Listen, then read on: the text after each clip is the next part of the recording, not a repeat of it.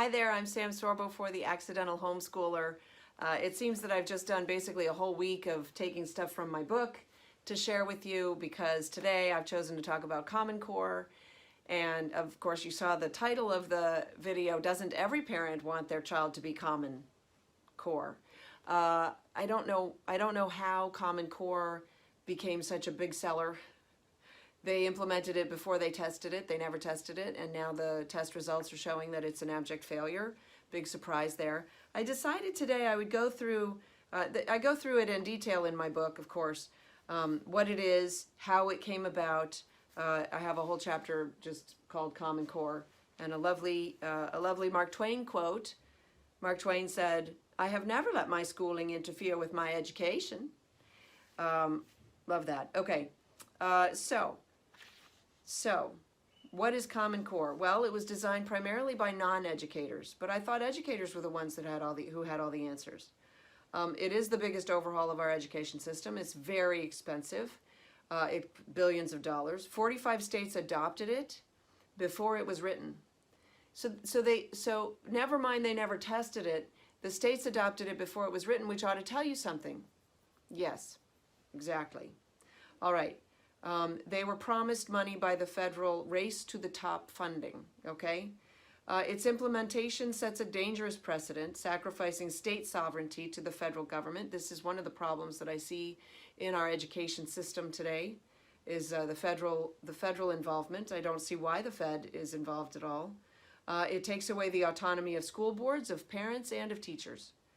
Let's see, 12 to 30 billion for California, and it doesn't fix anything. It doesn't actually improve anything, but it does institute lower standards than the standards that were set in 1997. So go for, was it the last video that I talked about how progress is not necessarily advancement? Scary. Okay, so I want to talk about math. Math is my favorite. I love math. And so I just want to talk about this. So this is a standard algorithm when you're subtracting. So we're going to subtract 47 from 368. One of these days I'll figure out how to do this sort of on a whiteboard. So that's 47 from 368, and you can see here these are the steps you do. So you know how you borrow. Well, 8 minus 7 of course is 1, and then 6 minus 4. So you don't even have to borrow for this one. 6 minus 4 is 2, and then 3 minus 0 is 3. Great. We rely on our base 10 numerical system. It's logical. The ones place, the tens place, the hundreds place. That's the grammar of math, okay? And that's the simplest thing. But this is the Common Core method. So, and just to show you, it's much more complicated. And that is your standard Common Core method. So what do you do with 47? Well, first of all, if you're subtracting, you start counting up, because that makes perfect sense. From 47, how do you get to 50? Well, you add 3. So you take this 3 and you put it over here, okay? And then you count up to the nearest 100. From the 10, you count up to the nearest 100. So 3, and then from 50, you got to add 50. So 50, okay, so 53. And then from the 100, you count up to the largest possible 100, which would be 300. So that's another 2, so it's 253. Are you with me? And then you count up to the number 368. So 253 plus 68. So 3 plus 50 plus 200 plus 68 equals 321. And so there you have your answer is 321. Good luck with that. So parents, if you're struggling to come alongside your children and home educate them right now with the school's curriculum, the Common Core, and I haven't even gotten into lattice. Let's do this first, just quickly. So the lattice method, you're going to take your multiplication. So in this case, I'm multiplying 4,761 by 295. And you create a lattice.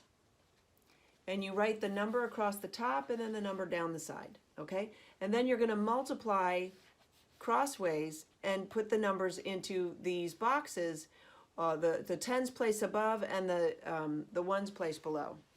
And of course, any child is so excellent at drawing these straight lines. What I should have done in this book, and I'll do it maybe for my next one, is I should have hand drawn this. I tried to make it neat looking so that you could understand it, because I'm a math person and I want and I like order, right? And that was a mistake, because I should have shown you how ridiculous it looks when a child tries to do it.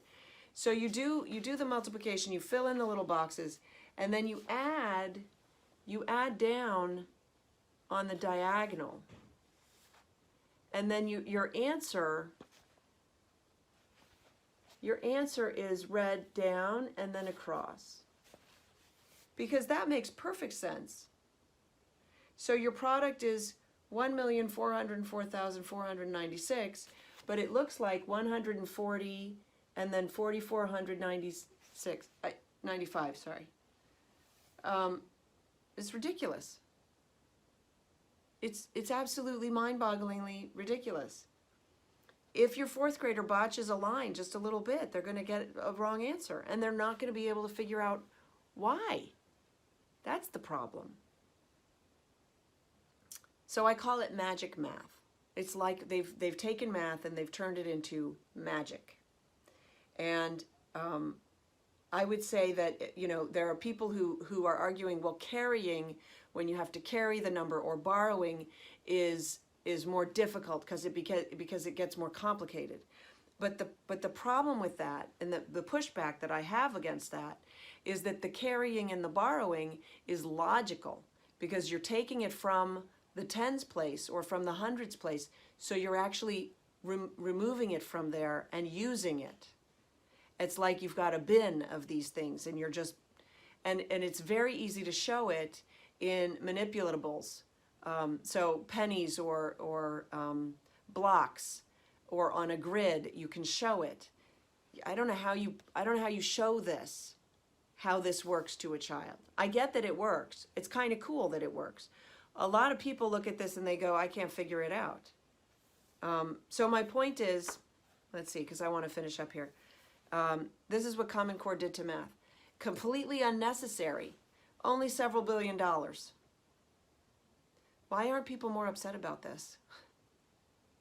Why aren't people so livid that their children are being abused in this manner?